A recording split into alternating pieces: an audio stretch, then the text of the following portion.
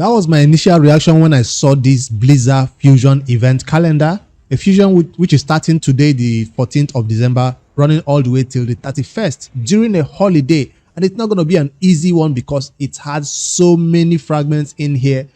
Total 400 fragments, because each of these epic champions will require 100 fragments. Each epic 100 fragments. That you need 4 of the epics, and you cannot miss out on anyone if you really want to get this legendary champion. In this video, I'll also be taking a look at the skills of the epic champions and tell newer players if they should just get one and forget about it, or if it's one of those champions that you can maybe get 2 and use somewhere good. I have not seen his skills for the first time. I'll check out his Skinwalker's faction and see if he's going to be useful for the what do you call it now, faction wars, at least for the Doom Tower, and from the noob to pro perspective. All right, so let's take a look at the first day of the this fusion event that is starting with Dragon Tournament that has no dungeon divers attached to it. Well, there's a dungeon divers going on right now, but that dungeon divers will not give you points towards this Blizaar Howler and fragments. So the main dungeon divers, the first one is starting on Saturday. So if you do not want to do Dragon today, I will advise you don't touch Dragon today. Maybe do a little bit of champion training, but on Saturday, that's when you can start going crazy on Dragon and use Dragon and Ice Golem to complete these first dungeon divers. I can draw. Okay, that's it. This first dungeon divers, this is the first day to start it right here on Saturday. And once you start these dungeon divers on this day, once your Dragon is done, you can go over to the second one, Ice Golem, and also use that to run this same Dungeon Divers 1. And yes, you have Dungeon Divers 1, Dungeon Divers 2 aligning with Fire Knight, and Dungeon Divers 3 aligning with Spider.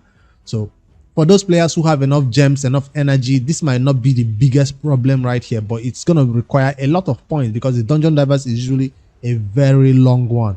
Usually very time wasting. Even if the dungeons are easy, the amount of points required is going to be a little bit difficult. That's why we are not so thrilled that we are seeing 3 dungeon divers. I don't care if it's paired with Spider, Dragon, or Fire Knight. Things we like to farm, but the fact that dungeon divers are 3 is one that a lot of people would not like so much. And also, when you see 3 dungeon divers, you expect artifact enhancement to be 1 or 2, right? Let's take a look at that one to see how many artifact enhancements we have. I'm seeing artifact enhancement 1 right here, artifact enhancement 2 right here, and artifact enhancement 3 right here. 3 dungeon divers, 3 artifact enhancements. That's crazy on any standards. I think the noob to pro at this point will be taking a bow from this fusion. Since I've already looked at the plan and see how crazy it will be, I can do it on my main account, no problem. But this on the noob to pro will be incredibly difficult to do. Even if I have 30 million silver right now, that will be enough for just maybe the first artifact enhancement. Probably not enough for the second artifact enhancement at all. And I do not want to struggle, begin to spend crazy resources to get things done on that account. So I will be skipping this fusion on the noob to pro. Despite him being a champion that would have helped us in this faction so much, noob to pro doesn't want to struggle. I'll try it, but I tell you, maybe we'll get one of these epics for free some way, somehow, during some champion summoning. If you can get one of the epics for free, this should be extremely easier for you. So I know, how do you get the epics for free? Well, this hero's path that they put right here is the one that a lot of people will be trying to use to get some extra points. Now, hero's path with 50 extra fragments is huge. So we've been saying complete 400 to get all these epics, but to be honest, this hero's path can allow you to get 5 to 25 fragments. I don't know how this event will be split, but if you can get at least 25 fragments from this hero's path, will it be a hero's path that requires you to summon shards, a hero's path that requires you to do artifact enhancement or champion training? I don't know what the hero's path will be all about. Or even an hero's path attached to one of those altar of soul summoning. I don't know the event that will be attached to this hero's path yet, because it's coming up on 25th December.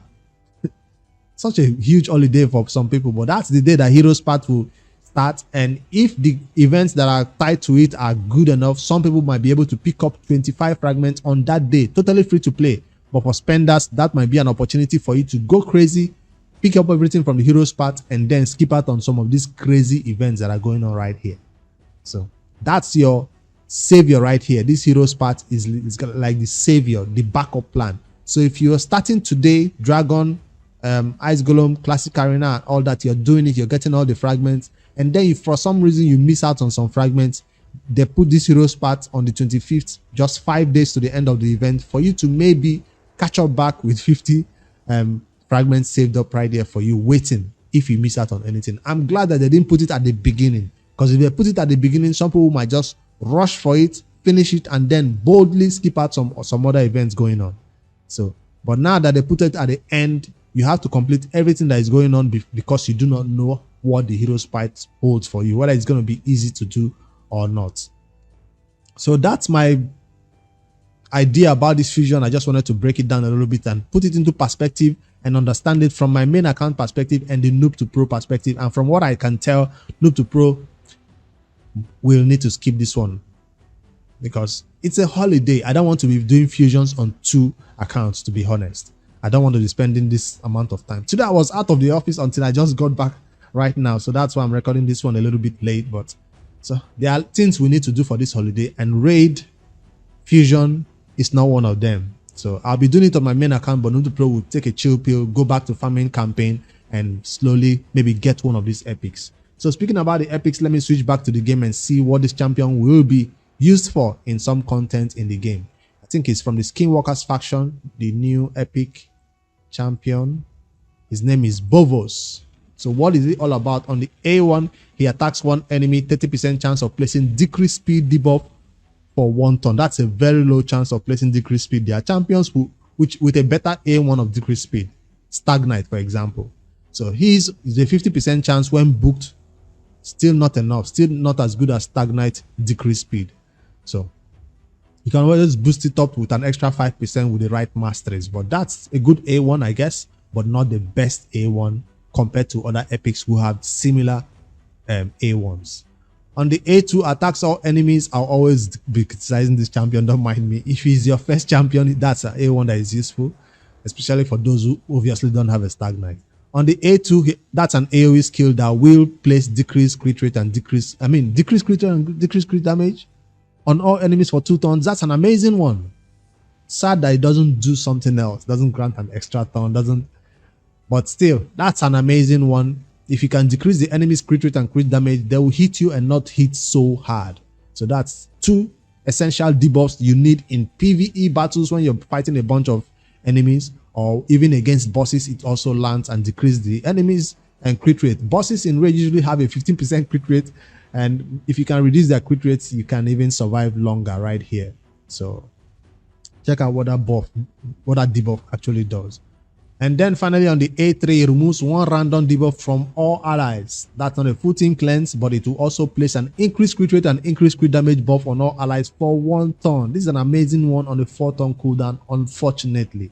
If it's on a 3 turn cooldown, it will be like a legendary, I guess. So they have to put it on the 4 turn cooldown. Once you use it, you're like waiting for it to happen again for a very long time. But just using it once should be enough to nuke down the enemies, because that's all you need, right? 1 debuff removed from all our allies, and then increased crit rate, increased crit damage for them to go in there. It's not an ally attack, but at least they can now take their turns. Does that mean you don't need 100% crit rates on your champions when you're using this champion? It depends on where you're using him. I guess he will find his way into some content in this newly found city of Sintranos, the Coast City as we like to call it. And I'll be doing a live stream for my 3rd day on that city. After this video, you'll be watching the live stream to see how I can battle through their 3rd stages, fighting double heads this time around, and see which teams I can put together and rebuild some champions with the free 100% minus 100% gear removal cost that is going on right now. Take advantage of that also. And also on his passive, he heals all allies by 10% of their max HP when they are hit with a critical hit. That's a weird one. Heals all allies by 10% of their max HP, not his though. So that's a good passive. I guess he's a support-based champion. He's there to support your allies to decrease the enemy's crit rate. He's there to support your allies to increase their own crit rate and do more damage. And then he's also giving them a little bit of healing, passive healing if you call it that. If they are not hit with a crit rate, they will not be healed. So how can they be healed when he's decreasing the crit rate of the enemies? Makes no sense. I guess that's for those enemies who don't have their crit rate reduced. They can now take advantage of this by getting some healing on your allies when they hit that ally. So it's not the best epic we've seen in the game, but it's not a totally useless one where you look at the skills and say that is trash. This one is like, is mid-range, and the noob to pro will be getting just one copy is enough. This is not a champion you need 2 copies of, and it's not gonna be looking good in a stun set or any crazy set like that. Maybe in a relentless, just because he's using this skill a lot and using this skill a lot. So that will give him a passive, make him a perfect candidate for a artifact set like relentless or reflex set, things that want to make him take numerous stuns. I'll not take a look at the other 2 legendaries that were added to the game, maybe unless they want to add them to the next guaranteed event or summoning event soon. New champions like that, new legendaries added to the game, usually used for that purpose. Ooh, I was wondering what was glowing behind his back. Who put this stamp on him? He's actually wearing it on himself. Is he a priest? Skinwalker's priest? He's almost wearing a hood, but his horns wouldn't let the hood go all over his head. He's like a witch doctor or something. He will not do physical damage, I think. He will just be doing casting spells from what I can see from his design. Of course, they all have the same animation, the same idle animation. Think of something else. We need better idle animation for this champion. They don't always have to be doing that same animation. We are not here to criticize the animation. We are here to criticize this Blizaar the Howler summoning event. If I'm thinking about this in the wrong way, you guys can always let me know in the comments below. But from what I can tell, I just looked at the dungeon divers, I looked at the artifact enhancement, 3 of them, noob to pro was like, nope, we're not doing this. Now, if this was a crazy good champion, I will understand and say yes, noob to pro will get it, but this is not one of those champions you can not do without. Even if I don't have him, I don't think so. So what else can be making you go for this fusion or not go for it?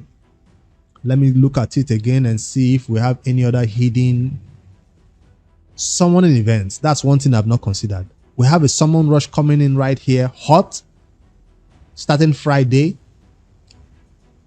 25 fragments on that summon rush. Do we have a champion chase? Of course, we do have a champion chase also coming in.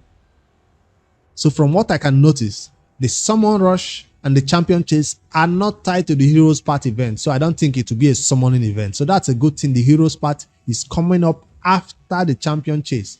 What if it's another summon rush? There's no way they'll make a shard opening video or shard opening event with champion chase and immediately follow it up with a heroes part that requires you to open shards.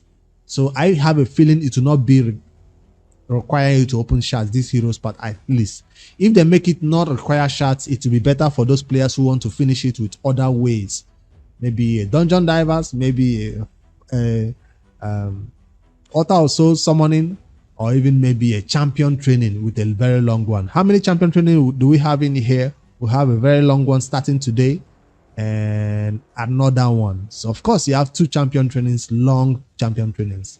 So classic arena is now 1 and 2. The classic arena, we want 2, we want 3, we want 4 classic arena. They are not giving it to us. They're giving us 1 and 2 right now. But for other events, we are saying we don't want artifact enhancement 3, we don't want dungeon divers 3. They are giving us those ones 3, or even 4 sometimes.